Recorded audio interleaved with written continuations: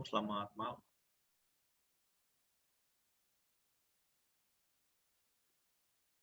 Selamat malam semua. Kita lanjutin belajar kita ya.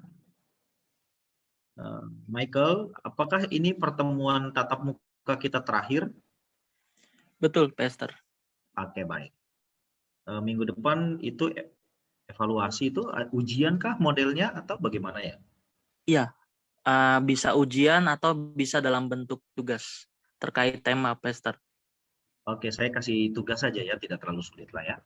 Kan kita hanya kursus saja gitu hitungannya ya. Oke, baik. Kita izinkan saya share screen ya. Kita masuk dalam bagian pembelajaran kita setelah kita belajar pengenalan perjanjian lama, dunia perjanjian lama. Kita masuk ke dalam kitab Taurat, lalu kita juga masuk ke dalam kitab sejarah, lalu kitab puisi, kita masuk ke dalam kitab nabi-nabi perjanjian lama.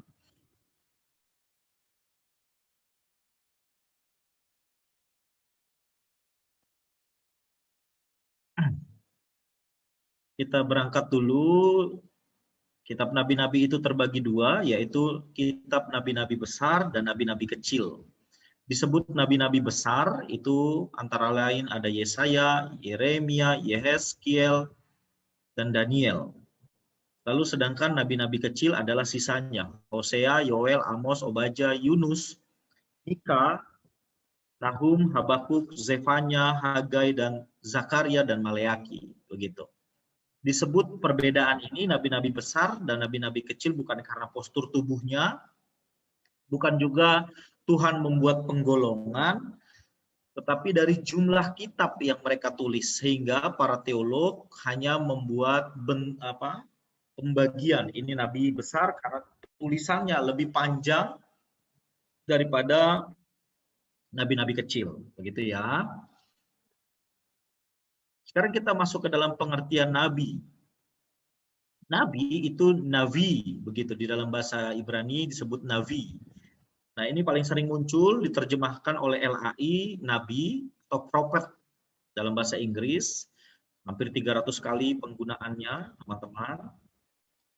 Nah, nabi menunjukkan seseorang yang mempunyai hubungan yang istimewa dengan Allah. Orang yang terpanggil, dia punya panggilan dan berhak untuk berbicara atau bertindak atas nama Allah.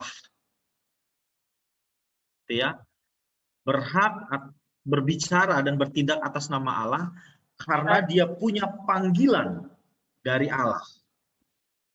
Gitu. Jadi seseorang tidak boleh mengaku-ngaku dipanggil oleh Allah atau tidak boleh mengaku-ngaku bicara atas nama Allah sembarangan. Begitu. Atau nabi juga disebut sebagai pelihat. Itu disebut roeh atau hozeh. Itu dipakai 12 kali dalam perjanjian lama, sedang itu roeh, hozeh 18 kali. Kedua kata ini merupakan partisip dari kata-kata kerja yang dapat dikatakan memiliki arti yang sama, yaitu melihat. Jadi tugasnya melihat, dia punya vision dari Allah. Begitu, melihat yang tidak terlihat oleh orang-orang pada umumnya. Nabi tidak akan tertipu oleh yang nampak secara lahiriah, tetapi akan menilai segala sesuatu dengan pandangan dan mata Tuhan sendiri. Jadi dia punya vision, karena dia punya panggilan, dia punya vision yang dari Allah, sehingga kacamata yang dia pakai adalah kacamata Allah sendiri. Gitu ya teman-teman. Lanjut. Nah, sebagai pelihat, Nabi menerima wahyu dan penglihatan khusus dari Tuhan. Maka ia dapat menyampaikan kenyataan-kenyataan rohani yang tak dapat dilihat oleh orang lain. Oleh sebab itu dia disebut bernubuat, gitu ya, menyampaikan nubuatan. Nabi juga disebut sebagai abdi Allah atau manusia Allah, is Elohim, begitu. yang memiliki arti bahwa orang itu mengenal dan diutus oleh Allah dalam sebuah misi yang khusus, punya hubungan karena mengenal, sehingga dia juga dikenal dan dia punya tugas dengan misi yang khusus, begitu, diutus, tidak sembarangan. Abdi Allah atau manusia Allah menunjukkan bahwa bagi seorang nabi, kesetiaan utamanya harus kepada Tuhan Allah. Dia harus memiliki persekutuan pribadi dengan Tuhan. Oleh karena semuanya itu, maka dia dapat dipercayai untuk menyampaikan firman Tuhan, firman Allah.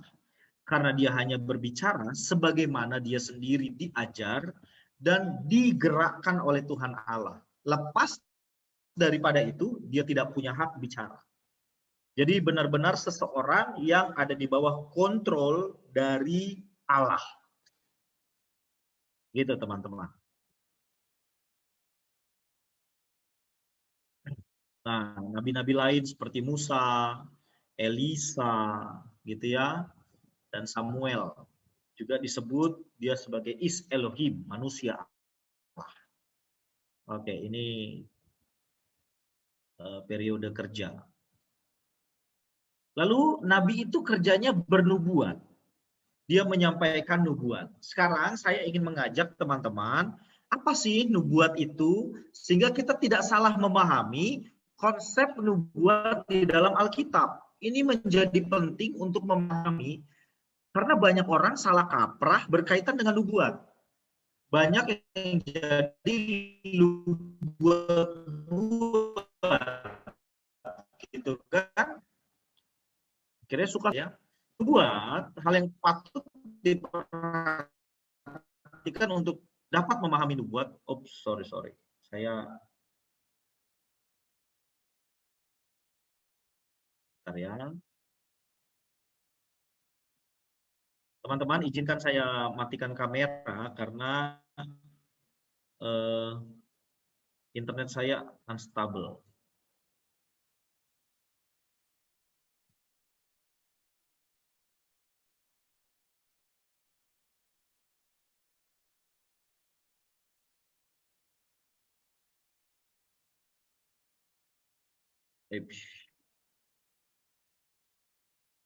Oke. Perhatikan tentang perkara-perkara yang sudah lampau, sudah lewat, ya. Bukan hanya melulu tentang sesuatu yang akan datang. Yang pertama diingat sesuatu yang sudah lampau. Lalu yang kedua, yang terjadi pada saat ini. Lalu sesuatu yang terjadi akan terjadi pada masa yang akan datang. Ingat 3 unsur ini, lampau, sekarang, dan akan datang. Ingat ini ya. Apa sih nubuat? Nubuat berarti menyatakan sesuatu menurut yang sebenarnya berkat pengilhaman Tuhan.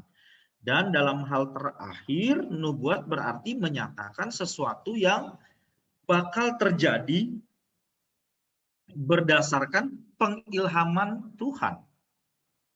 Jadi sama sekali bukan seseorang yang mengaku-ngaku begitu, mendapat sesuatu penglihatan, tetapi benar-benar Tuhan mengilhaminya. Nubuat yang tidak merupakan ramalan berarti memberitakan kebenaran mengenai suatu pokok tertentu yang diterima langsung dengan ilham Tuhan. Jadi nggak selalu tentang ramalan akan datang, gitu ya. Berarti pokok tertentu yang langsung diterima dengan ilham. Nubuat yang merupakan ramalan berarti memberitakan keadaan pada masa yang akan datang yang mustahil dapat dinyatakan berdasarkan hikmat manusia, melainkan langsung berdasarkan ilham dari Allah. Nah, ini yang harus kita perhatikan, teman-teman. Sehingga kita tidak terjebak.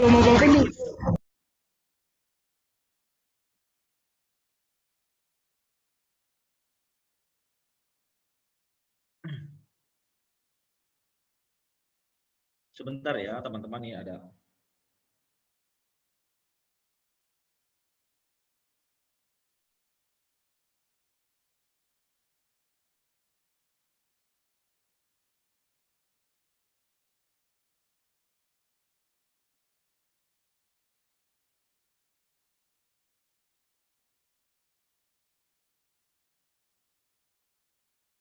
Oke.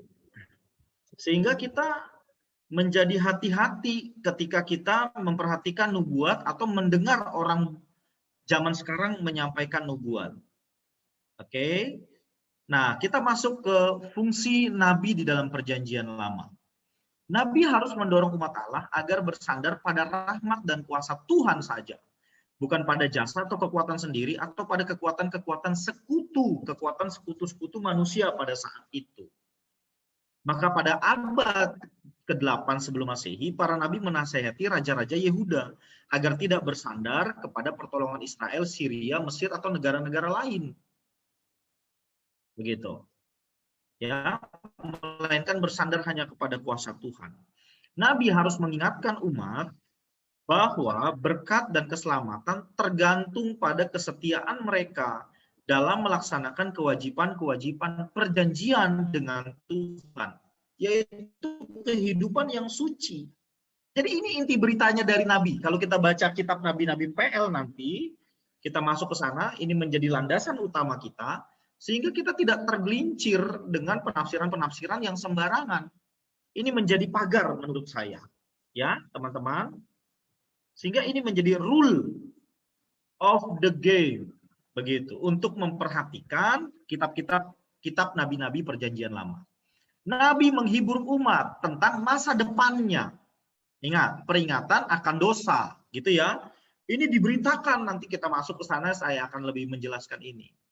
Lalu peringatan akan dosa-dosa mereka. Hei, ingat kamu buat apa? Misalnya gitu ya. Lalu peringatan akan datangnya hukuman. Penghiburan akan datangnya pemulihan.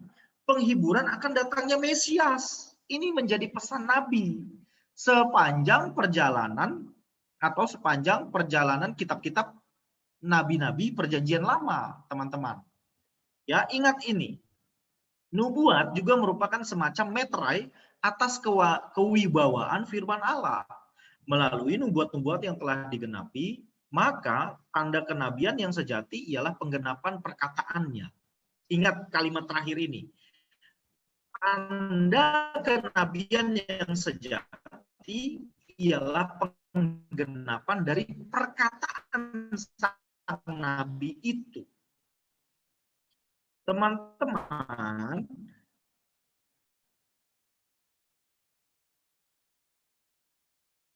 nah, ini dulu ya. Beberapa waktu lalu ada seorang hamba Tuhan, tahun lalu maksudnya. Itu jatuh di bulan April. Lalu tidak terjadi. Nggak ada. Teman-teman, suara saya masih jelas? Sedikit putus-putus, Pastor.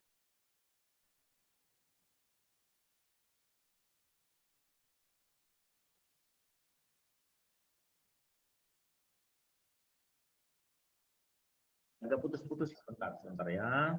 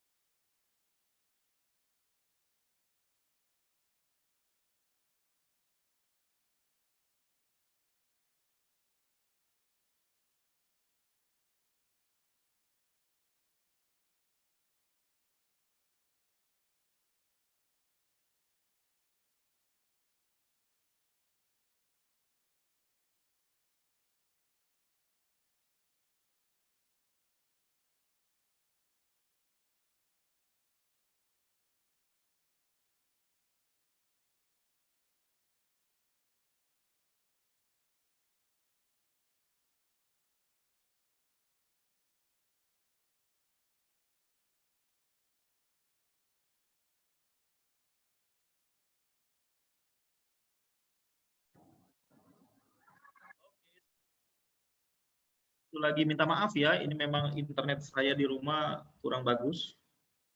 Karena mungkin karena hujan kali ya. Oke, saya kembali share screen teman-teman.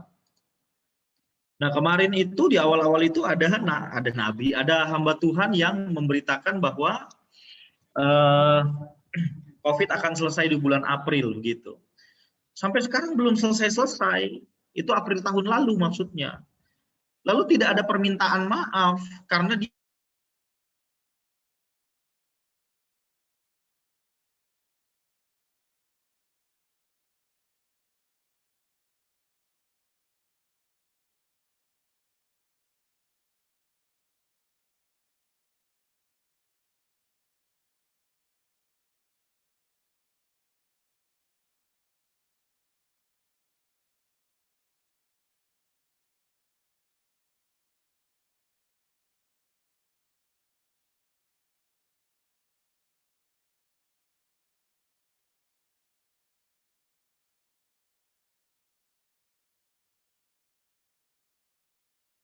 Oke, teman-teman, saya ada di sini dipakai tab yang satu.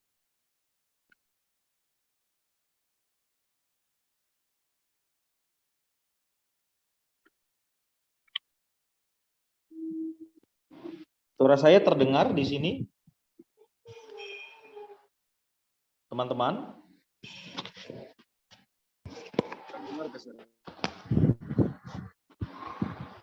Boleh respon saya? Suara saya terdengar?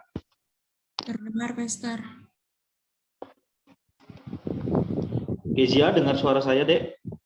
Dengar, Pastor. Oke, baik. Oke, nanti sebentar kalau slide saya sudah muncul, saya pakai yang di laptop ya. Ini saya pakai tab saya dulu untuk menjelaskan nubuatan Nabi. Sehingga kita tidak boleh terjebak pada omongan kosong begitu. Teman-teman, kita harus perhatikan apa benar ini orang dari Tuhan, begitu ya. Dan biasanya Nabi di dalam PL itu tidak pernah lepas dari Taurat. Ya. Mereka selalu bicara atas nama Taurat. Tidak ada dasar lain di mana mereka berbicara. Tetapi mereka bicara atas dasar Taurat. Ingat ini. Bahannya Taurat. Jadi Taurat yang diberitakan oleh Musa itu menjadi bahan dasar mereka berkhotbah. Saya katakan berkhotbah ya.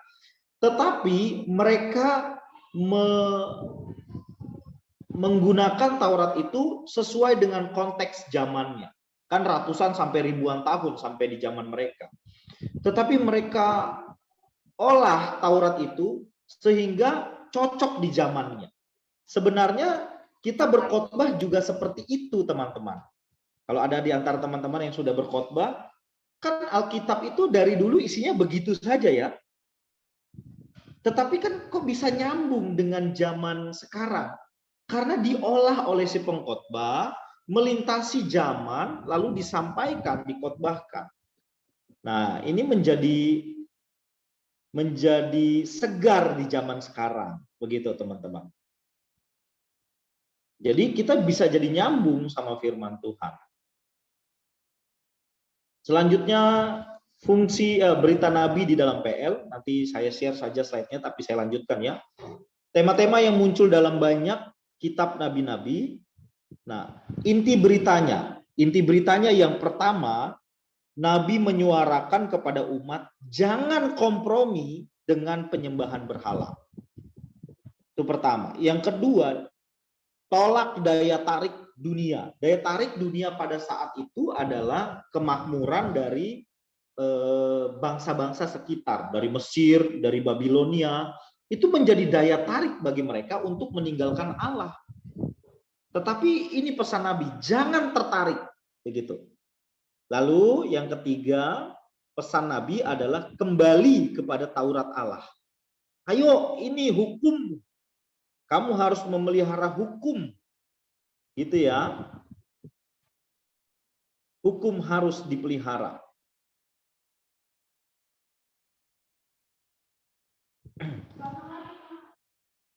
Lalu yang keempat, iman dan etika kehidupan adalah hal yang tak terpisahkan. Kalau kamu beriman kepada Yahweh, ini PL ya. Kalau kamu beriman kepada Yahweh, maka hidupmu itu harus ditunjukkan lewat kehidupanmu. Selanjutnya perhatikan orang-orang yang lemah dan berkekurangan. Jangan serakah, jangan egois, begitu kira-kira. Ada harapan bagi mereka yang mau bertobat. Selalu dihembuskan tadi, pemulihan kalau mereka bertobat. Tetapi hukuman bagi yang tidak mau bertobat. Selalu itu yang menjadi dasar Nabi. Oke.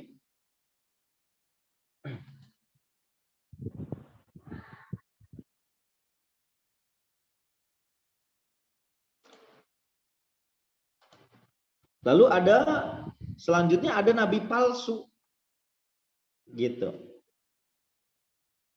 Nabi palsu punya ciri mereka selalu tidak ingin melukai perasaan orang dengan pemberitaannya. Dalam artian mereka ingin menyenangkan dari pendengarnya. Selalu itu menjadi poin mereka. Yang penting pendengar saya tidak terganggu dengan pemberitaan saya. Begitu. Sebentar ya.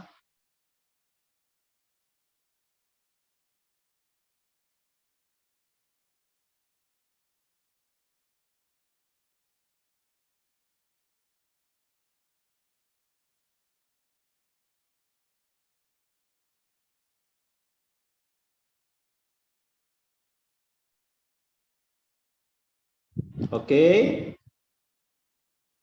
Nabi palsu biasanya menganggap enteng dosa. Nggak apa-apa, kita buat dosa sebab Tuhan itu baik, penuh damai sejahtera gitu ya. Jadi mereka punya program yang menghibur.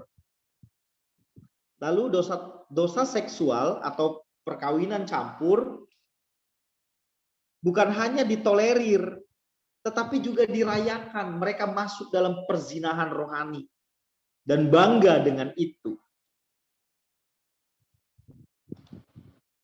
Selanjutnya, nabi palsu mereka menjalani kehidupan hedonisme, penuh dengan kesenangan dunia. Tadi tidak menyinggung perasaan orang lain. Dalam konteks perjanjian lama, biasanya mereka berkompromi dengan raja supaya dapat bayaran dari raja, dibayar. Berbeda dengan nabi benar, nabi asli, nabi yang benar. Mereka tidak dibayar, tetapi terkadang juga nyawa mereka dihabisi. Selanjutnya, nabi palsu itu yang penting kamu melakukan ibadah di bait suci. Mau moralnya berantakan, yang penting kamu tetap datang ke bait suci. Gitu ya. Atau kalau zaman sekarang kamu mau nakal kayak mau apa, yang penting hari Minggu tetap gereja. Mau berantakan hidupnya nggak apa-apa, yang penting gereja, gitu ya. Nah, nabi palsu yang kelima itu dia mengizinkan penyembahan berhala. Karena nggak punya tuntutan untuk hidup benar. Jadi nggak ada masalahnya.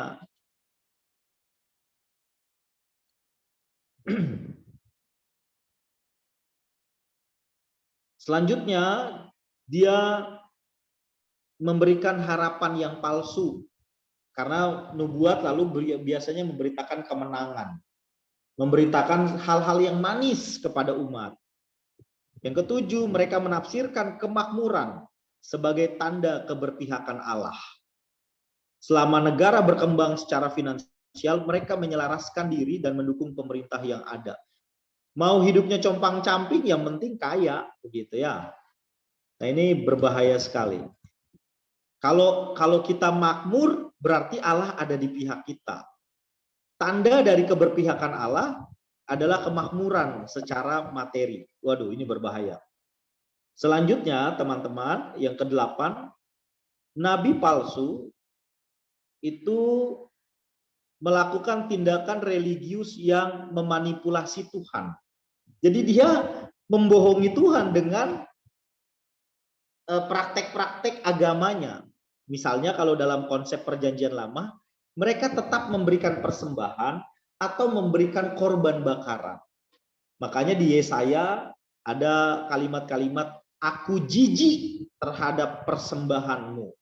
Aku muak, itu kata Allah, terhadap perayaan-perayaan bulan barumu. Waduh, itu sebuah hal yang ternyata menyakitkan Allah.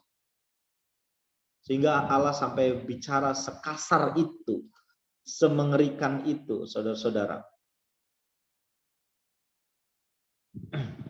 Selanjutnya,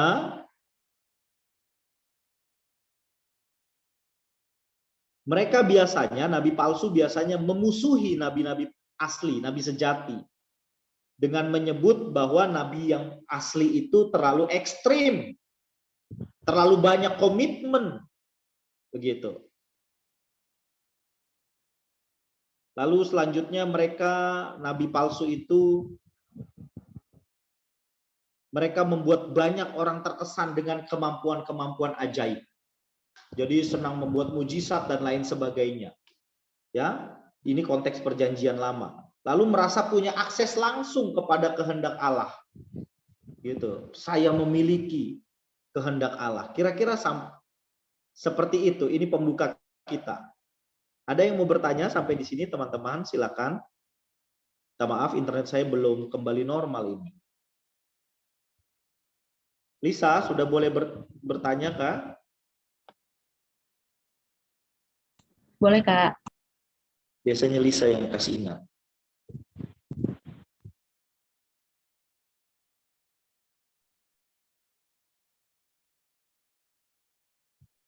Atau masih lanjut lagi? Nanti kan slide-nya saya susun, nanti baru saya bagi ke teman-teman ya. Ini slide-nya masih terpisah-pisah. Oke, kita masuk tadi itu dasar dari kitab nabi-nabi. Teman-teman, saya harap memahami pengertian nabi, lalu pengertian nubuat yang disampaikan oleh nabi, lalu bagaimana nabi palsu bekerja. Oke, saya masih 7 menit lagi, saya masuk ke kitab Yesaya. Sebentar ya.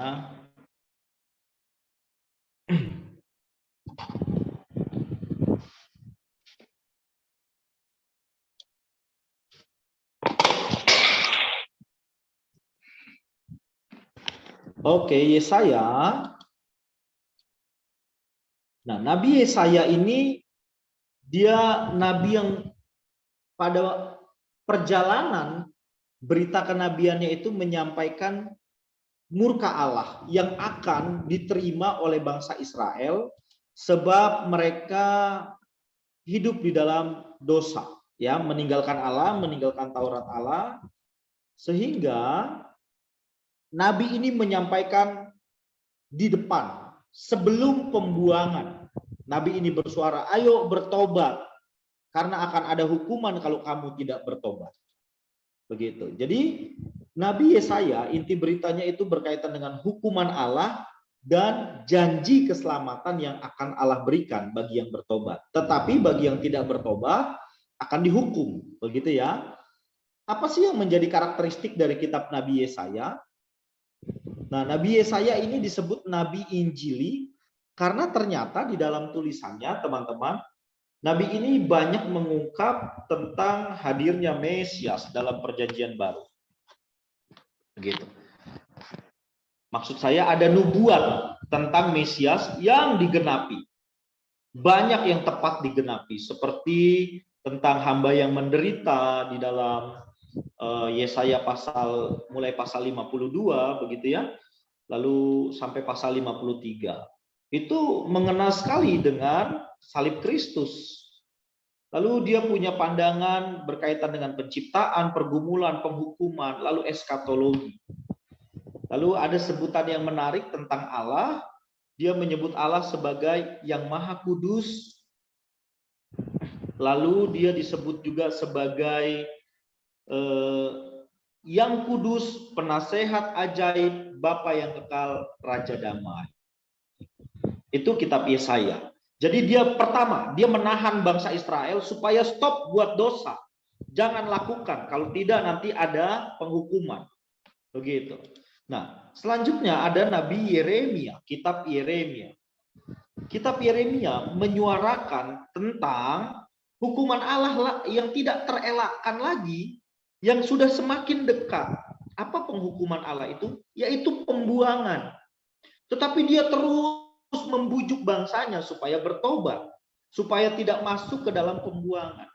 Namun sayangnya pada akhirnya Nabi Yeremia pun mengalami pembuangan ikut dengan bangsa itu dibuang oleh Allah ke Babel, saudara-saudara. Jadi hubungan dari kitab Yesaya ini ialah Yeremia adalah kitab ratapan, saudara-saudara. Nanti Yeremia lah yang meratap. Mengapa mereka meratap? Karena dibuang. Begitu. Karena dibuang oleh Allah, maka mereka meratap. Ya, Nabi ini tergolong melankolik begitu.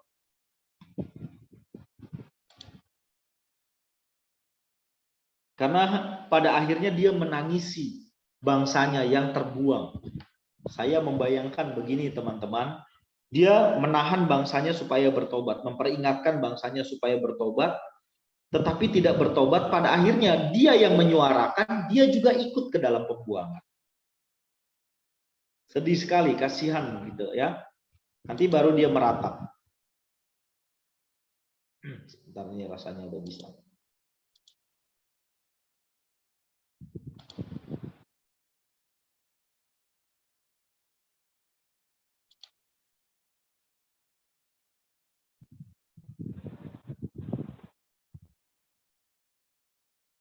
Oke. Saya kembali.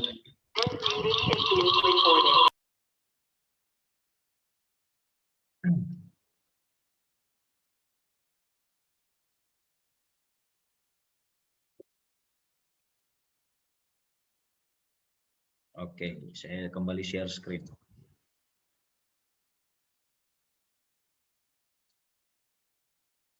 Nah, ini Yeremia teman-teman.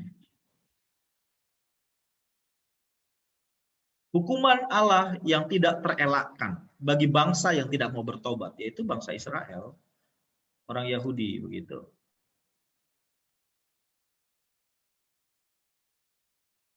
Tujuan kitab ini menyatakan hukuman Allah yang pasti dan tidak dapat dielakkan oleh bangsa yang tidak bertobat, orang Israel ya, yang melanggar perjanjian dan melakukan pemberontakan terhadap Allah. Keseriusan nubuat Yeremia bahwa firman Allah akan segera dinyatakan. Dan ternyata nubuat tersebut banyak digenapi di zaman Yeremia sendiri. Jadi dia udah menyuarakan, digenapi. Dia dibuang. Aduh, miris ya. Oke, ini saya cepatkan saja karena kitab nabi-nabi banyak.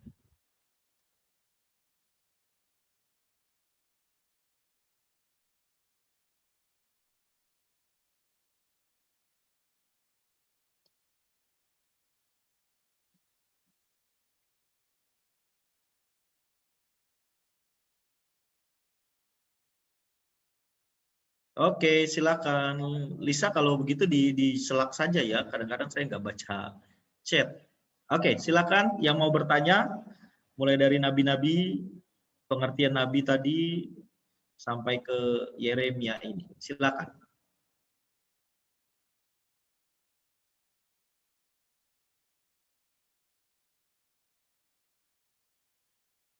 Mari teman-teman, ada waktu kita 10 menit bertanya jawab.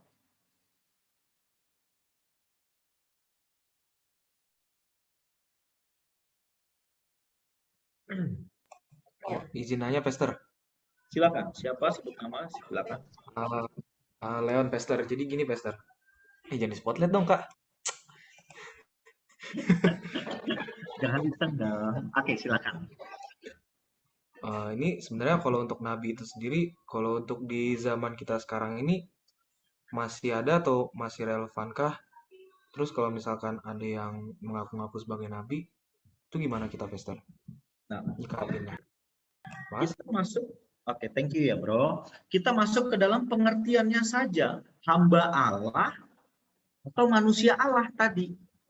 Orang yang memiliki panggilan dan dia punya hubungan dengan Allah sehingga dia diutus Allah untuk menyampaikan firman-Nya. That's it, itu nabi. Jadi semua hamba Tuhan nabi atau semua pendeta nabi. Nanti dulu, dia hambanya Tuhan enggak? Hidupnya untuk Tuhan enggak? Dia dapat visi dari Tuhan enggak? Dia ngomong atas nama Tuhan enggak? Bener loh, bukan sekedar ngaku-ngaku. Mungkin Leonard ngomong begini karena banyak yang ngaku-ngaku gitu ya. Gelisah hatinya. Tapi ini harus jujur, kalau enggak kamu sebagai nabi palsu, gitu bro.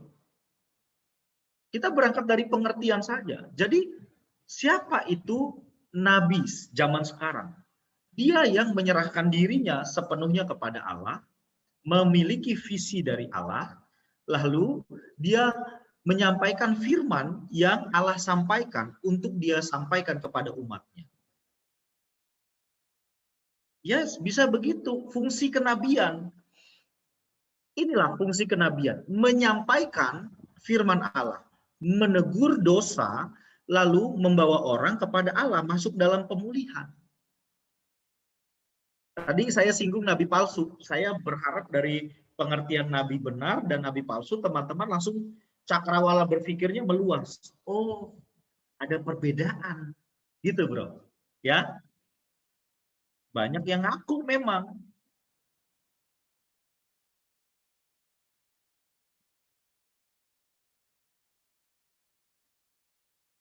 Tentu ajarannya palsu. Disebut ajaran palsu itu apa? Ajaran palsu berarti kalau konteks perjanjian lama, berarti tidak membawa orang kembali kepada Taurat. Itu konsep perjanjian lama. Kalau konsep sekarang, disebut ajaran palsu, berarti dia tidak mengagungkan Kristus di dalam ajarannya. Dalam arti bahwa kamu bisa saja mengajar, menyampaikan ajaran, tetapi tidak menghidupinya. Itu jadi palsu. Gitu ya. Bagaimana dengan teologi kemakmuran, sosial gospel, dan teologi pembebasan? Nah, yang ingin saya jelaskan berkaitan ini, Obed, adalah setiap teologi itu punya latar belakang. Kenapa ada teologi pembebasan? Karena itu muncul di Amerika Latin pada saat itu, marak dengan teologi pembebasan. Karena ada orang-orang yang merasa pemerintahan ini keji, lalu mereka mengambil teks-teks Alkitab, begitu ya? Lalu ambil teks Alkitab, wah Allah itu membebaskan. Muncullah teologi pembebasan. Gitu. Lalu sosial gospel, Injil yang diberikan secara sosial, menunjukkan tindakan-tindakan sosial, itu berangkat dari kegelisahan di mana orang-orang Kristen sibuk di gereja, tapi tidak berbagi kepada dunia sekitarnya. Muncullah gerakan itu. Lalu kalau teologi kemakmuran, berangkat dari lawan dari teologi penderitaan. Ternyata ada orang-orang yang menemukan di teks-teks tertentu Allah tidak hanya meminta kita menderita, tetapi Allah juga memberkati kita. Kalau kita anak Allah, maka kita berhak meminta kepada Allah yang adalah Bapa kita. Tetapi isi permintaannya yang boten-boten, makin lama makin seperti karet gitu, makin dilebarin, makin ngaco.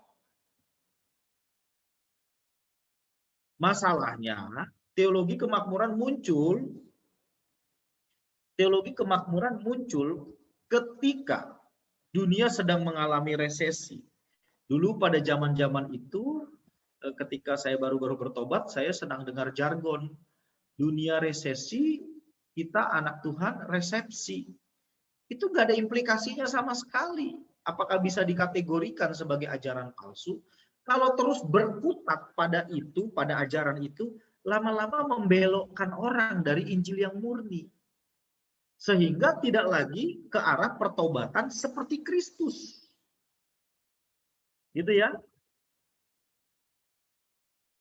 Pada akhirnya, semua kalau itu menjadi ditekankan, menjadi yang utama, kalau percaya Yesus jadi kaya, percaya Yesus usaha lancar, akhirnya itu membelokkan inti dari ajaran Kristen yang sesungguhnya. Ya berarti sesat, menyesatkan, palsu berarti. Dan si pemberitanya adalah nabi yang palsu. Begitu, bro.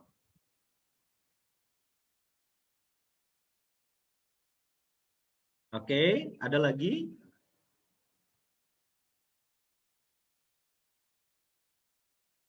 Nah, ada sisi yang lain saya mau singgung berkaitan nabi, berkaitan dengan nubuat. Di dalam Korintus, di dalam surat Korintus, itu ada tulisan, ada kalimat maksud saya berkata begini. Bernubuat lebih berharga daripada bahasa roh. Nubuat lebih berharga dari bahasa. Nah, kita harus baca semuanya. Di situ Paulus sedang memberikan penekanan bahwa orang jangan melulu berbahasa roh. Bahasa roh itu harus tertib begitu. Lalu apa yang bernubuat dimaksudkan di sana? ialah menyampaikan firman Tuhan, memberikan penghiburan kepada orang lewat firman Tuhan. Jadi bukan bernubuat yang boten-boten. Misalnya Michael Obed, saya bilang, saya baru ketemu dia lalu saya bilang Obed. Atau dalam sebuah suasana ibadah, penyembahan, lalu saya bilang Obed, kamu akan menjadi hamba Tuhan yang besar, bla bla bla, ngomonglah sembarangan begitu ya. Bukan itu. Gitu. Tapi di dalam suatu konteks kehidupan lalu orang menyampaikan firman kepada dia, memberikan kekuatan. Bukan omongan kosong.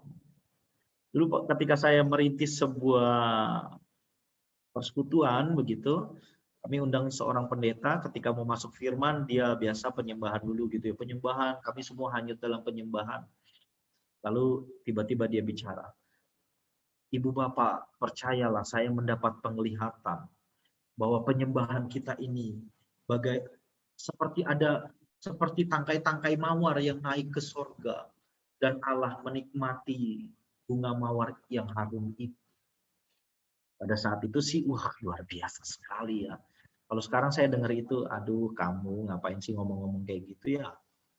Normal aja lah, jangan main di karena psikologi gitu. Normal saja, nggak usah lebay. Tapi kan orang senang begitu ya, yang begitu-gitu. Dulu sih saya nikmati, lama-lama makin belajar, enggak. Nabi juga di dalam perjanjian lama enggak boten-boten kok, enggak sembarang begitu ngomong. Nah, orang merasa bisa dia seperti punya panggilan Yesaya, Yeremia. Loh, kamu tahu enggak apa yang mereka kerjakan, Nabi itu kerjakan? Mengingatkan umat supaya bertobat, berbalik kepada Allah. Jalani Taurat, jangan hedon. Hidup tidak boleh egois. Itu pesan Nabi itu. Kok kamu jadi kaya? Hidup Yesus lepas hutang-hutang. Kamu yang hutang, Yesus yang disuruh bayar. Kurang ajar kamu. Kan gitu ya. Di sebuah gereja saya pernah dengar kesaksian. Bahwa dia tadinya punya hutang sama bank. 12M. Lalu tiba-tiba setelah dia melakukan sebuah ritual keagamaan atau yang biasa dilakukan oleh gereja itu, maka hutangnya dipotong sisa 3M. Kalau gitu kita ngutang aja di bank banyak-banyak ya, nanti Tuhan atur supaya hutang kita dibayarin. Oke, kita istirahat ya. Thank you, 10 menit.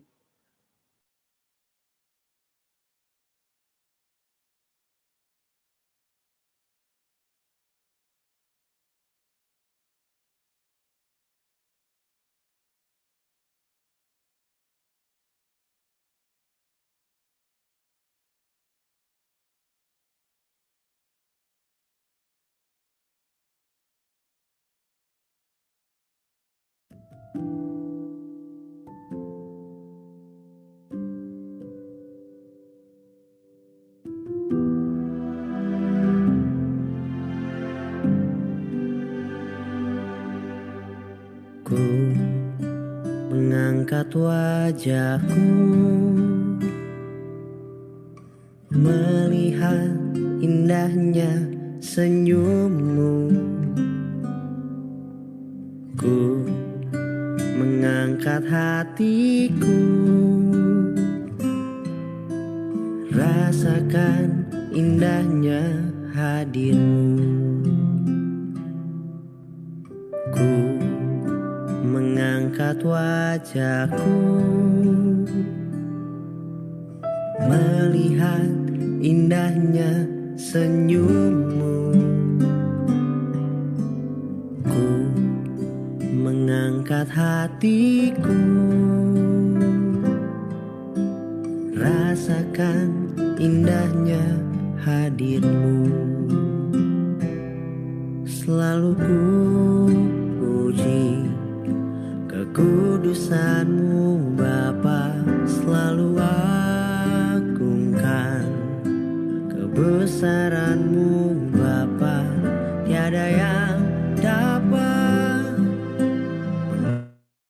ganti hadir-Mu dalam hidupku selalu.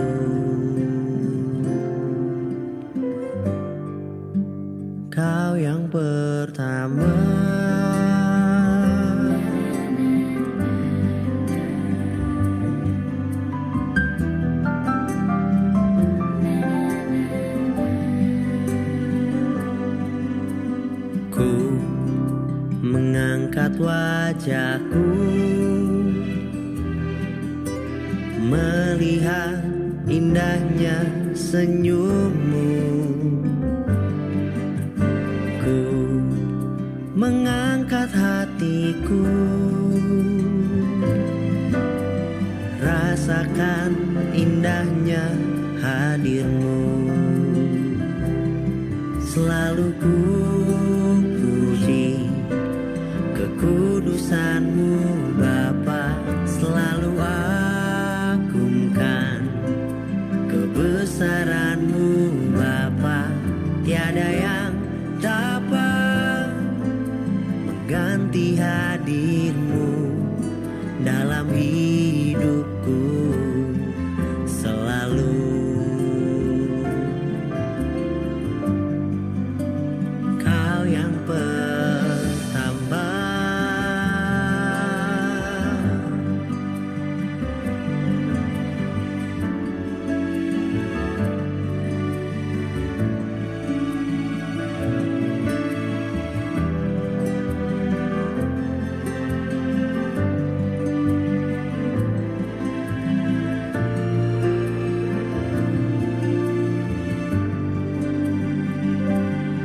selalu ku puji kekudusanmu Bapa, selalu agungkan kebesaranmu Bapa.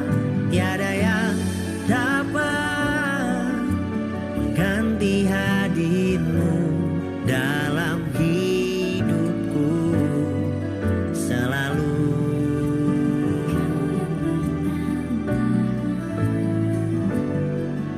Selalu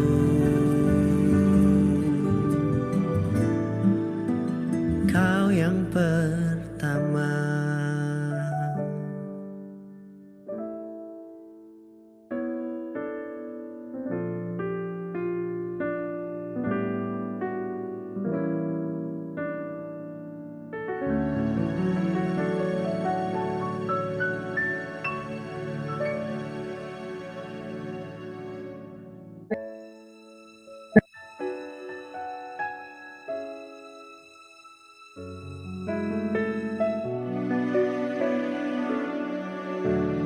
Bila ku renungkan kasih-Mu dalam kisah hidupku, Kau membawaku, Kau menuntunku, mengiringku masuk rencana-Mu.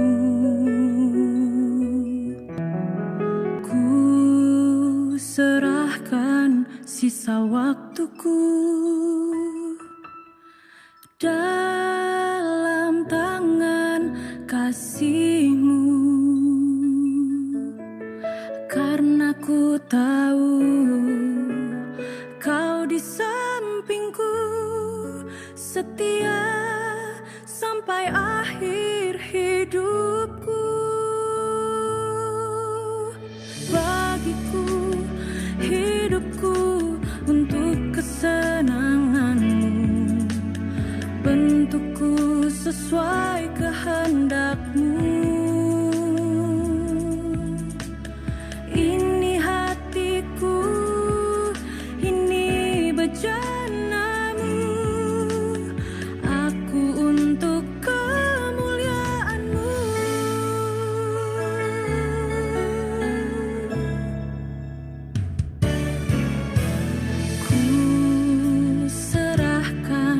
Sisa waktuku dalam tangan kasih-Mu, karena ku tahu Kau di sampingku, setia sampai akhir hidupku. Bagiku hidupku untuk kesenangan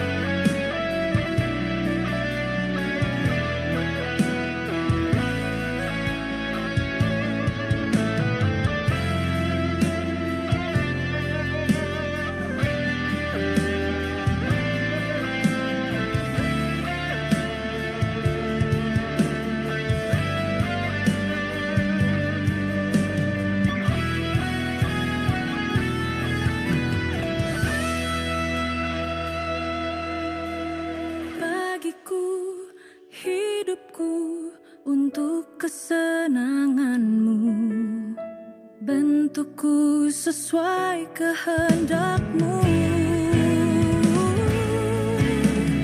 Ini hatiku, ini bejanamu, aku untuk kemuliaanmu. Bagiku hidupku untuk kesenanganmu, bentukku sesuai kehendakmu. Ini hatiku, ini bejanamu, aku untuk kemuliaanmu.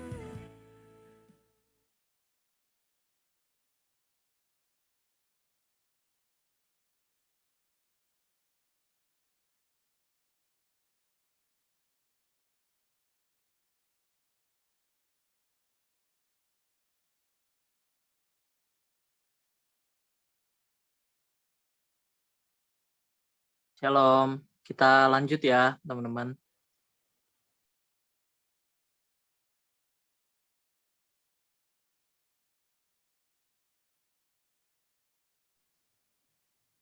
Pastor Mario, apakah sudah siap?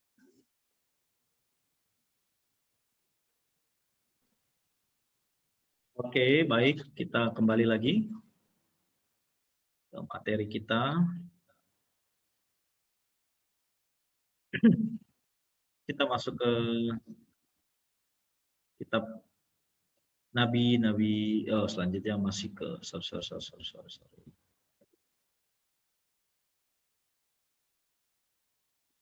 Yehezkiel. Nah, Yehezkiel itu mereka orang Israel sudah ada di dalam pembuangan.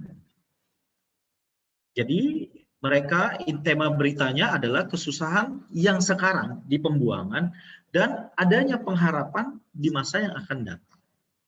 Begitu. Untuk mengungkapkan kesedihan yang sangat dalam dan penderitaan emosional. Sorry, kenapa jadi balik ke sini ya? Sebentar.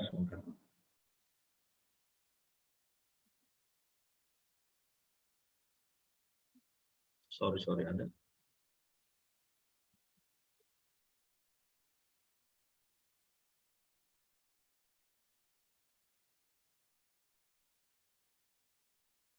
Oke, kita ke Yehezkiel. Nah, orang Israel di dalam kitab Yehezkiel, orang Israel itu sudah ada di dalam pembuangan. Ya, sehingga mereka terhukum tetapi ada peluang untuk bertobat atau peluang untuk dipulihkan. Itu di dalam kitab Yehezkiel.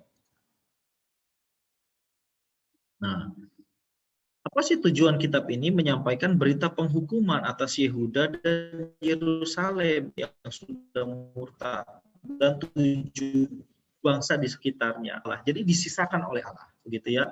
Tetap diberikan penghiburan.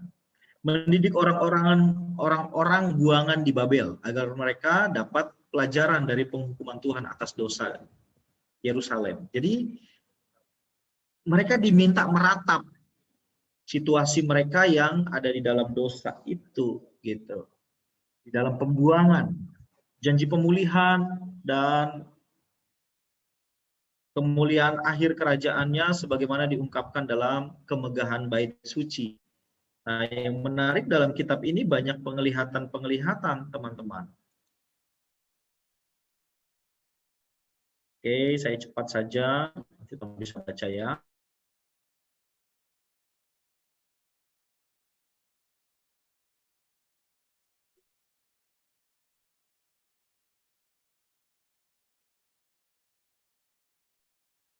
Oke, saya pindah di sini, teman-teman.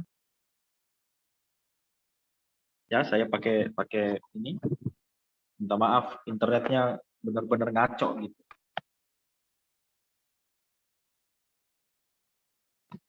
Sorry. Internetnya hujan sebentar dia nggak bisa pulih dia. Nah, di dalam kitab Yehezkiel penuh dengan penglihatan yang misterius, lalu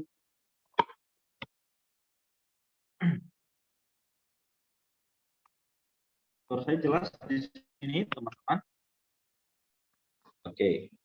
Saya nanti slide-nya saya serahkan saja ya. Yeskiel menekankan Allah juga harus terpisah dari manusia sebab dia kudus dan dia undur dari umat yang berdosa.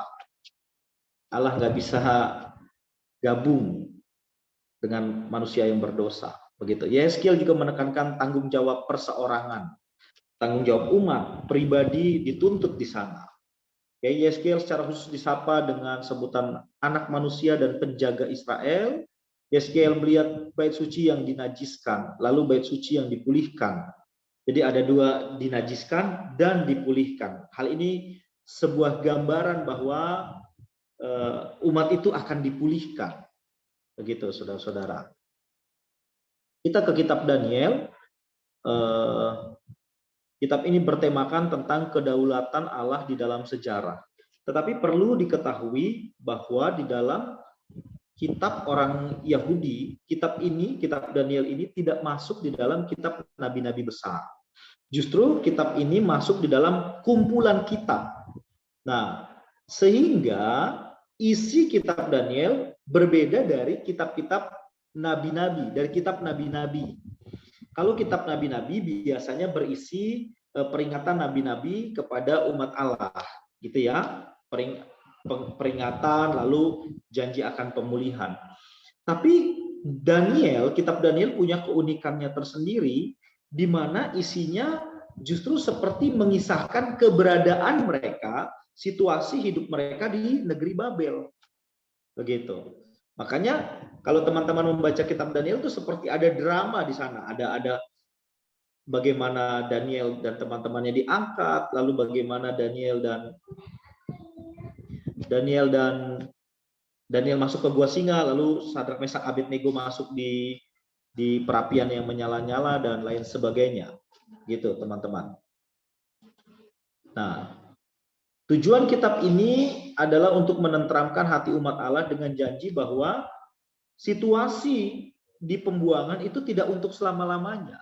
Ada masa bahwa kamu akan dipulihkan, gitu. Lalu di kitab itu juga ada penglihatan yang bersifat nubuat tentang kedaulatan Allah yang maha dahsyat dan juga berkaitan dengan eskatologi, situasi yang akan datang, dunia yang akan datang, begitu. Peristiwa-peristiwa di dunia yang akan terjadi kelak, begitu ya. Itu kitab Daniel, saudara-saudara. Oke, kita masuk ke kitab Hosea. Di waktu yang singkat ini semoga saya bisa selesaikan ya. Hosea itu berisi bertemakan tentang hukuman Allah, lalu ada kasih dan penebusan Allah terhadap umatnya. Nah, yang paling menonjol dari kitab ini ialah bagaimana Hosea dipanggil oleh Allah untuk menikahi Gomer, seorang perempuan sundal. Begitu. Nah, ternyata apa yang Allah perintahkan kepada Hosea itu menjadi alat peraga bahwa apa yang terjadi pada Hosea ini, saudara-saudara, benar-benar merupakan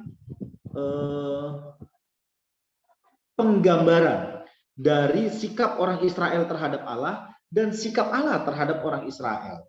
Namanya perempuan sundal, sehingga kita akan mendapati si Gomer ini mengkhianati suaminya. Tetapi ternyata Hosea diminta oleh Allah untuk tetap mengasihi perempuan sundal itu.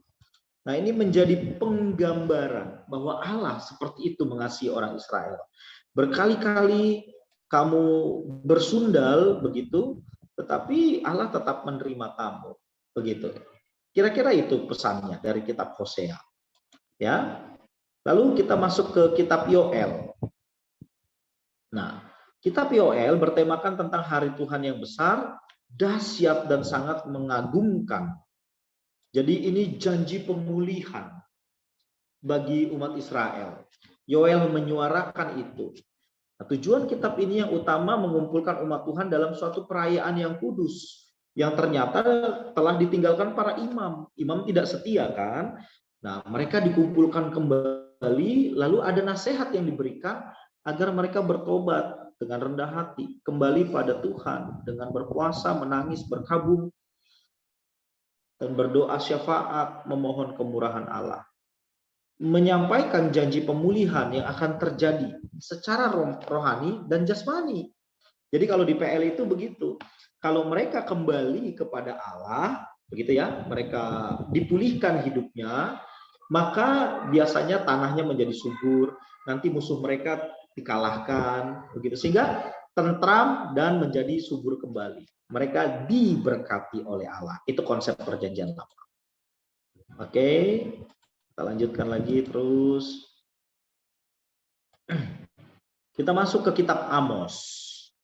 Amos berisikan tentang, bertemakan tentang bobroknya keadilan sosial di bangsa itu dan menyuarakan tentang penghukuman Allah bagi orang-orang yang tidak adil.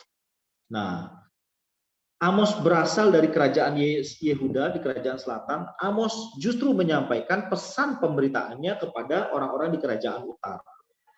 Amos punya pesan utama adalah ketidakadilan yang terjadi di Israel. Mengapa? Karena orang-orang kaya itu membuat pajak yang tinggi dan mereka masuk dalam pesta pora. Imam-imam terikut dalam situasi itu, gitu ya. Sehingga Allah marah, Allah menghukum mereka. Amos menyampaikan janji keselamatan bagi umat sisa yang setia pada hukum dan perjanjian Tuhan. Begitu, saudara-saudara. Nah, ini Amos ini nabi yang sezaman dengan Yesaya. Tapi yang menarik, Yesaya dari golongan tinggi, lalu dia menyuarakan karena Yesaya adalah seorang pegawai kerajaan. Amos ini dia terkenal sebagai peternak, gitu. Jadi dia dari rakyat jelata yang menyuarakan suara kenabian karena ketidakadilan, gitu teman-teman. Amos itu punya ciri sangat tegas, namun setia kepada Allah, begitu. Nah, Amos juga disebut sebagai nabi awam.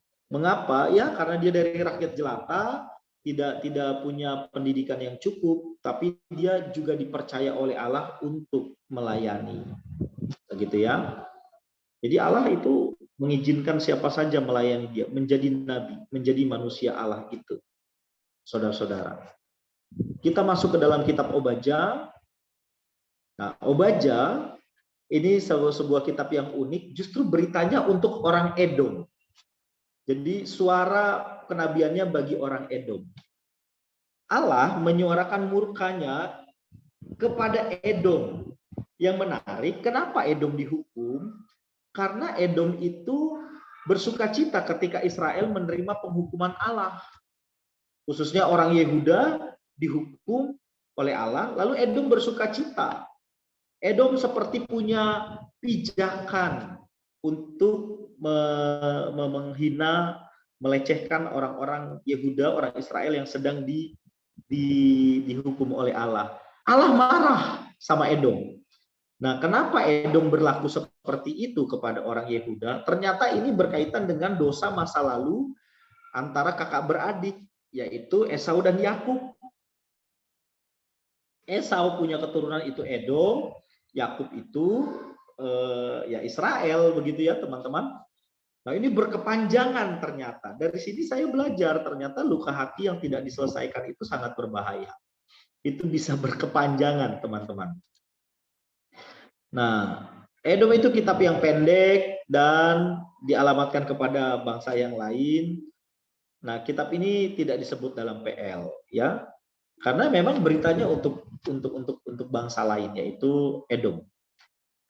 Obadja maksud saya, Obadja itu pendek, lalu kitabnya pendek ya, lalu dialamatkan untuk bangsa lain yaitu Edom.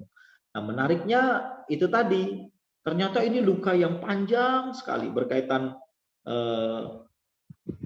kacang merah gitu ya. Lalu ketika orang Israel keluar dari tanah Mesir, Edom tidak memberikan tempat bagi mereka untuk berteduh dan banyak hal, sehingga sampai saat ini, sampai peristiwa di kitab Obadja ini, saudara-saudara, Allah murka kepada Edom karena mereka bersukacita. Saya juga menarik sebuah pelajaran kalau ada orang yang sedang dididik oleh Allah gitu ya. Kita tidak boleh bersuka cita atau kita tidak boleh bersuka cita atas kejatuhan saudara kita, saudara-saudara. Kalau ada orang Kristen yang jatuh, kita nggak boleh bersuka cita atas kejatuhannya. Itu berbahaya sekali. Kita harus mampu berempati kepada orang-orang yang jatuh. Bukan justru bersuka cita karena kejatuhannya. Begitu saudara-saudara. Kita ke Yunus. Yunus itu mencatat tentang luasnya kasih sayang Allah yang memberikan keselamatan. Ya, kita tahu Yunus diutus ke Niniwe yang menjadi ibu kota dari Asyur, dan Yunus diutus ke sana, lalu banyak drama dalam perjalanannya. Yunus enggan memberitakan pertobatan ke kota Niniwe karena nanti orang Niniwe, orang Asyur lah menjadi alatnya Tuhan untuk menghukum orang Israel. Yunus tahu kronologis itu sehingga dia enggan. Begitu. Jadi dia diutus ke sana, dia nggak mau begitu.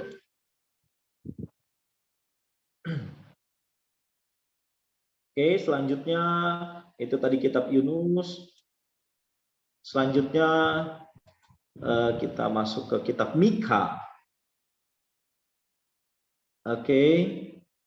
Mika itu hukuman dan keselamatan dalam Mesias. Nah, Mika punya tujuan untuk memperingatkan bangsanya akan kepastian hukuman ilahi. Selalu itu. Kalau kamu tidak bertobat, ada hukuman. Ingat itu. Gitu ya. Dengan tegas menyebutkan dosa-dosa yang membangkitkan kemarahan Allah, lalu menubuatkan kejatuhan Israel. Jadi selalu saja kalau kita pelajari berita tentang nabi-nabi PL ini, inti beritanya adalah teguran terhadap dosa. Satu. Yang kedua, inti beritanya adalah kepastian hukuman bagi yang tidak bertobat. Dua. Yang ketiga adalah adanya pemulihan bagi yang mau bertobat dan kembali kepada Allah. Selalu seperti itu. Dan tidak ada sesuatu yang baru. Hanya itu ada di dalam konteks hidup mereka pada saat itu. Kalaupun ada penglihatan ya untuk orang-orang zaman itu, saudara-saudara. Oke. Kita ke Nahum. Nahum justru memberitakan tentang kepastian kebinasaan dari Niniwe yang sudah nampak di ambang pintu. Itu isinya. Sehingga inti dari kitab ini memberitakan tentang kebinasaan terhadap Asyur, Niniwe yang kejam dan jahat. Tadi Yunus memberitakan supaya mereka bertobat dari dosa mereka. Mereka bertobat, tapi dalam perjalanannya mereka umat lagi, gitu ya. Sehingga ya Allah perlu mengirim Nahum dan menyuarakan kebenaran di sana. Begitu.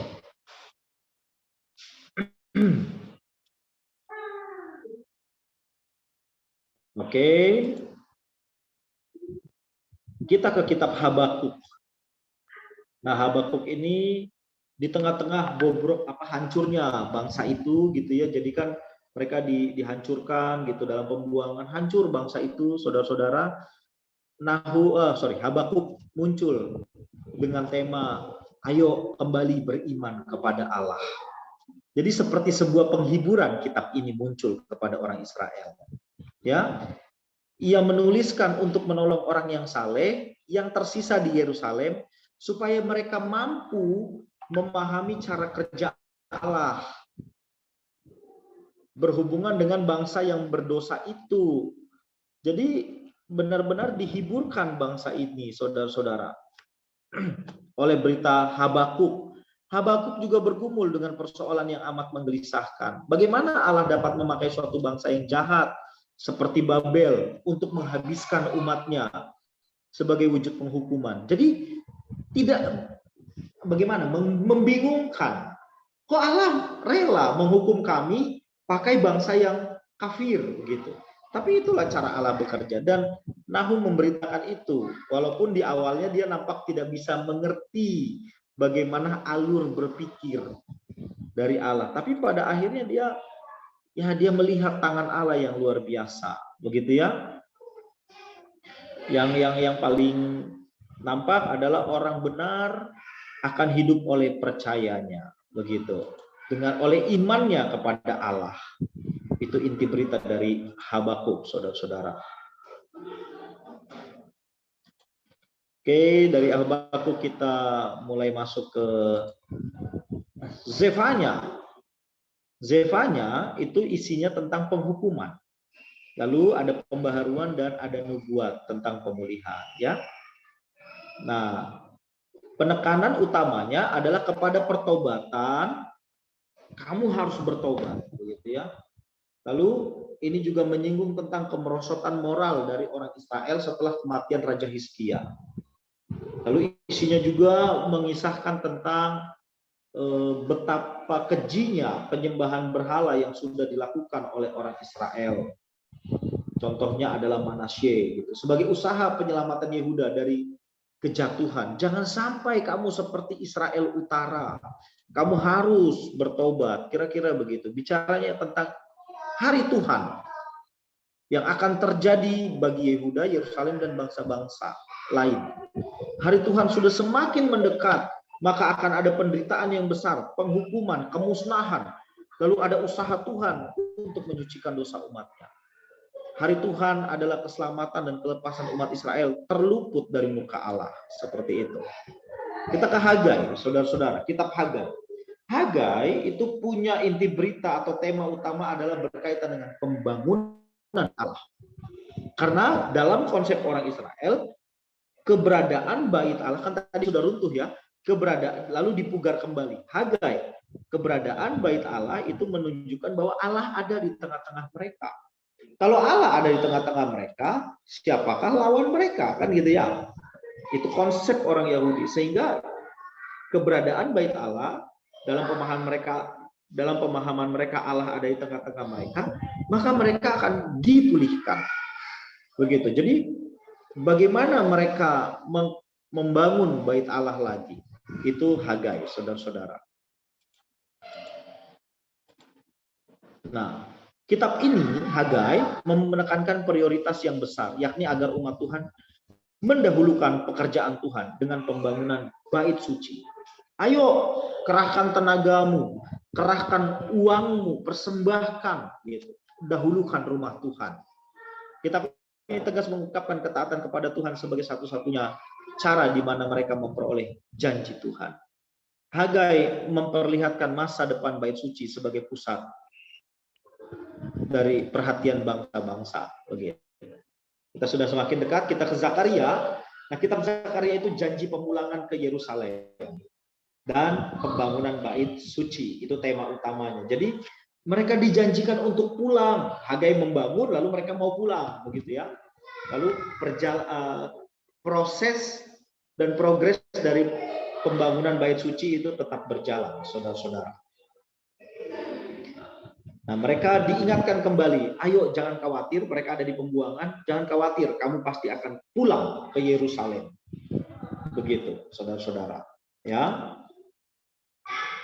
Itu dari kitab Zakaria.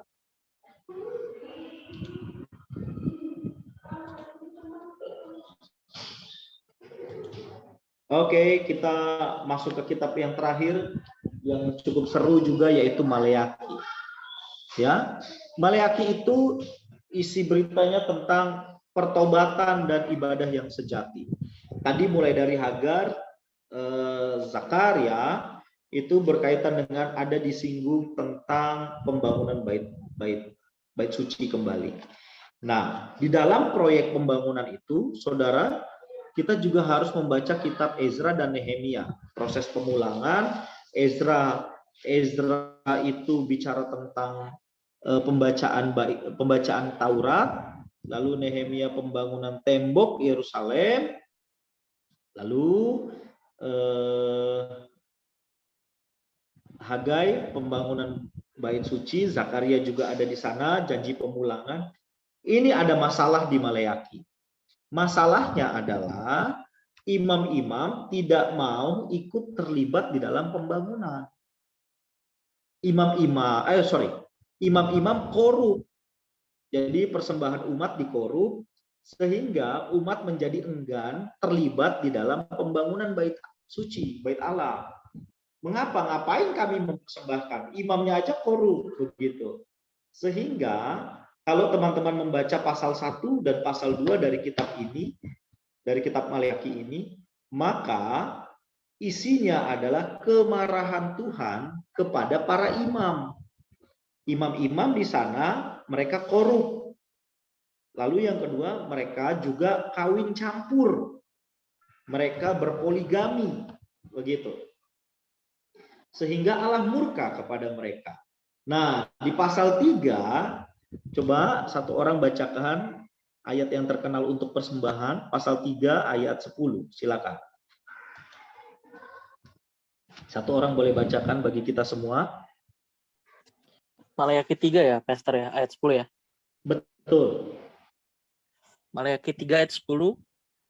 Bawalah seluruh persembahan persepuluhan itu ke dalam rumah perbendaharaan, supaya ada perbedaan makanan di rumahku, dan ujilah aku, firman Tuhan alam semesta. Apakah aku tidak membukakan bagimu tingkap-tingkap langit, dan mencurahkan berkat kepadamu sampai berkelimpahan. Oke, thank you. Nah, perhatikan teks ini muncul kepada umat Israel setelah pasal 1 dan pasal 2. Allah menegur, memarahi para imam, baru muncul pasal 3. Baca dulu pasal 3, baru nyampe di ayat 10. Allah seperti meminta umatnya untuk mendukung pekerjaan bait suci dengan memberikan persembahan. Seolah-olah Allah mau bilang begini, sekalipun imammu kurang ajar, tidak tahu diri, tidak mengindahkan Tauratku, tapi kamu percaya sama aku, bawa persembahan itu, gitu. Jadi jangan hanya langsung ambil ayat ini untuk persembahan persepuluhan di gereja zaman sekarang.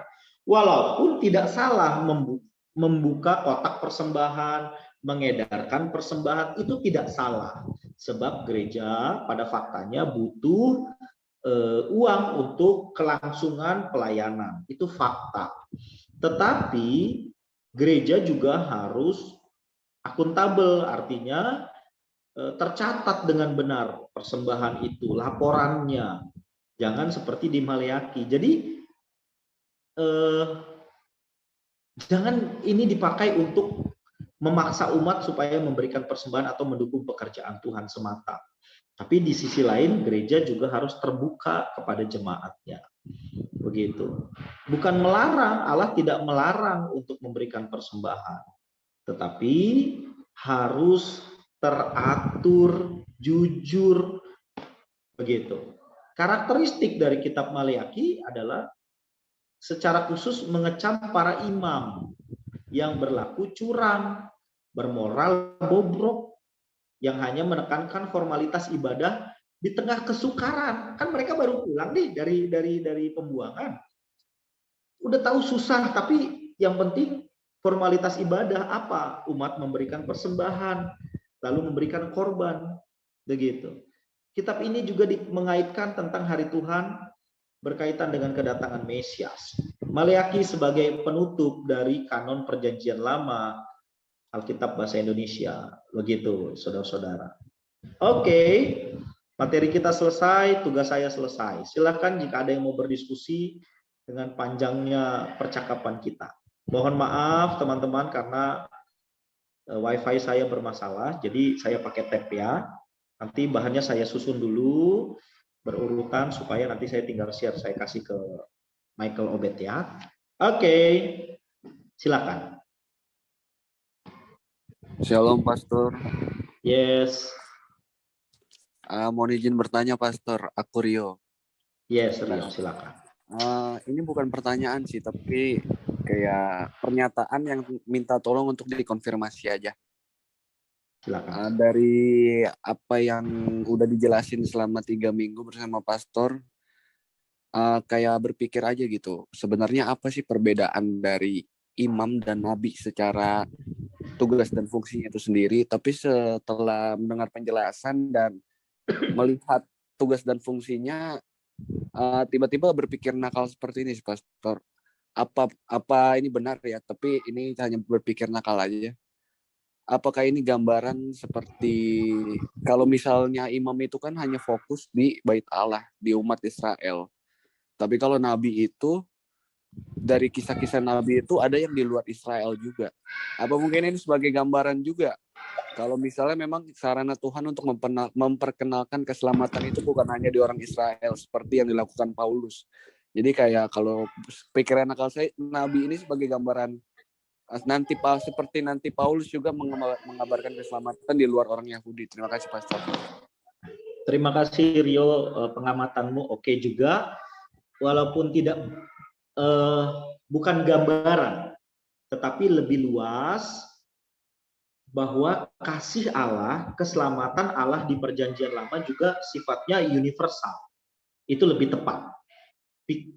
Pikiranmu tuh benar gitu, tapi mengkalimatkannya kurang klik gitu.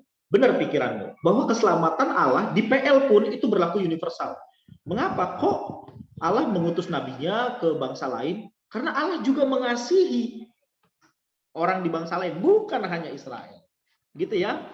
Lalu apa sih peran imam, nabi? Kalau imam itu secara sederhana begini, imam adalah wakil umat kepada Allah. Karena imam itu mengumpulkan doa-doa umat lalu dibawa kepada Allah, gitu ya.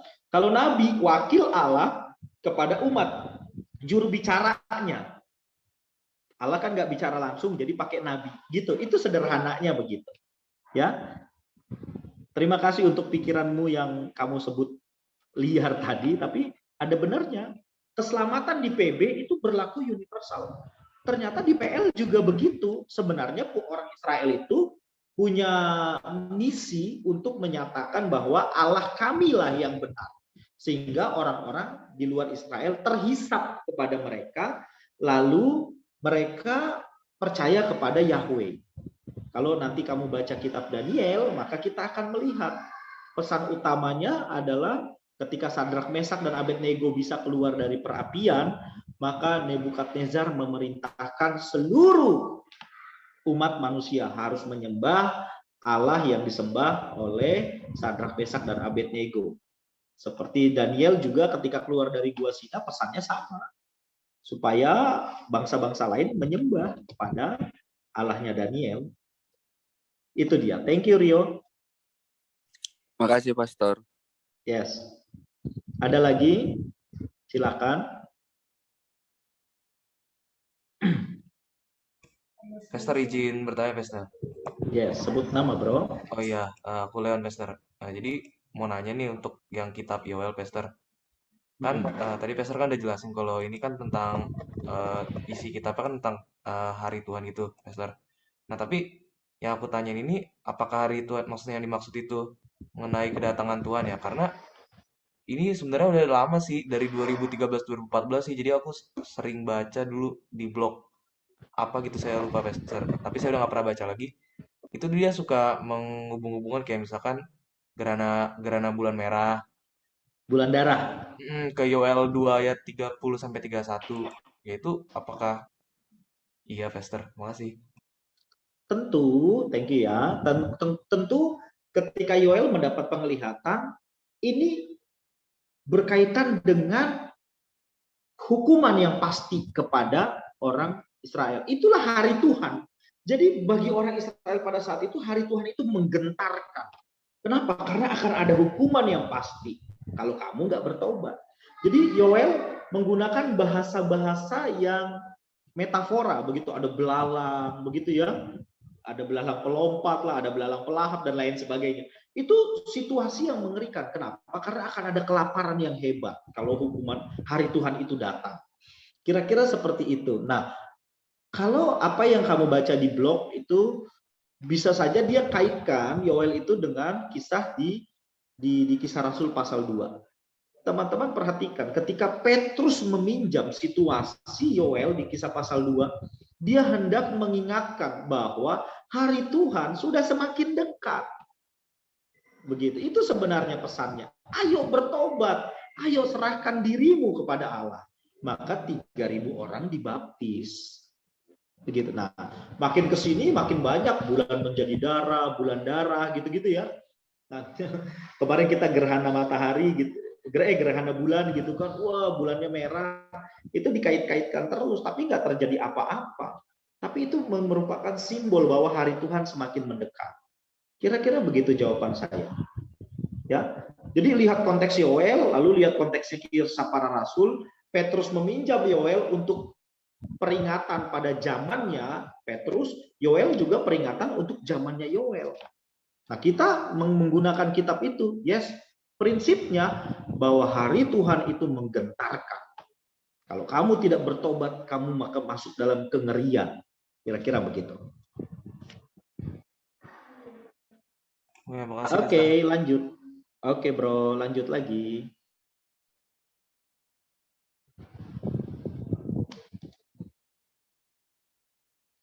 Ada lagi?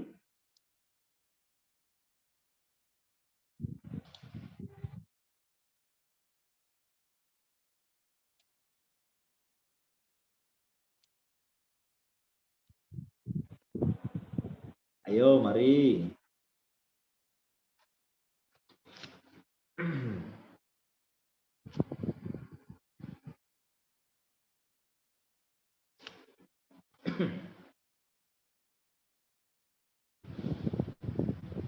Ada?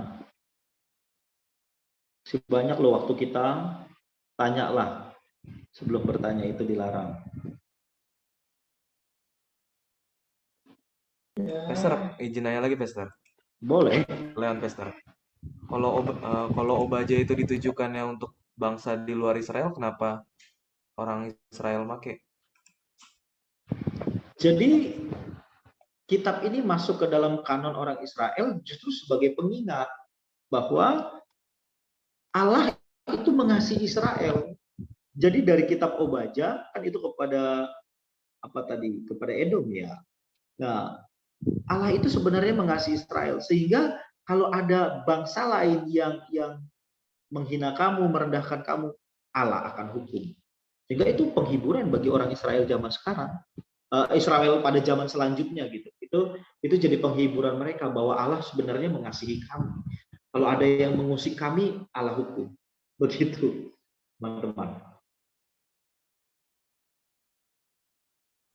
Makasih, Pastor. Oke. Ada lagi?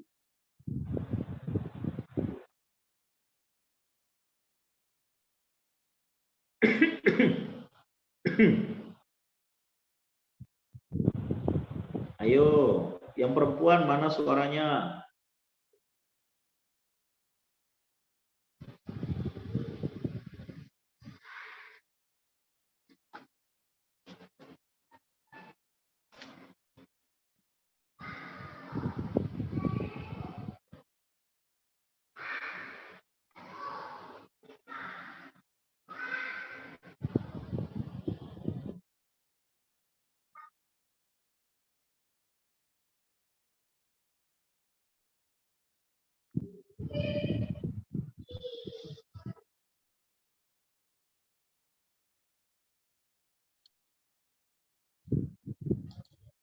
Ada lagi?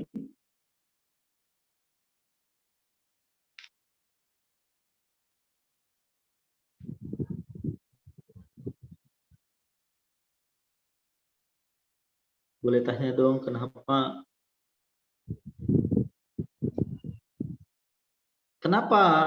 Hosea dipasangkan dengan pelacur oleh Allah, gitu ya? Karena alasannya Hosea menjadi alat peraga berkaitan dengan kasih Allah kepada umat Israel. Sedangkan sang pelacur menjadi gambaran dari sikap umat Israel terhadap Allah yang selalu melacurkan diri kepada ilah-ilah atau kepada bangsa lain. Nah, bagaimana Allah terus menggapai bangsa Israel, Allah terus mengasihi orang Israel, ya begitu pula kita lihat orang Israel mengkhianati Allah seperti kelakuan dari si pelacur itu. Begitu. Ya. Kalau alasan lainnya saya tidak temukan. Kenapa harus Hosea? Wah, kita nggak tahu ya.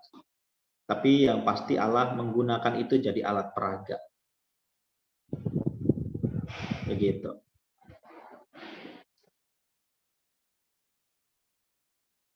Ada lagi?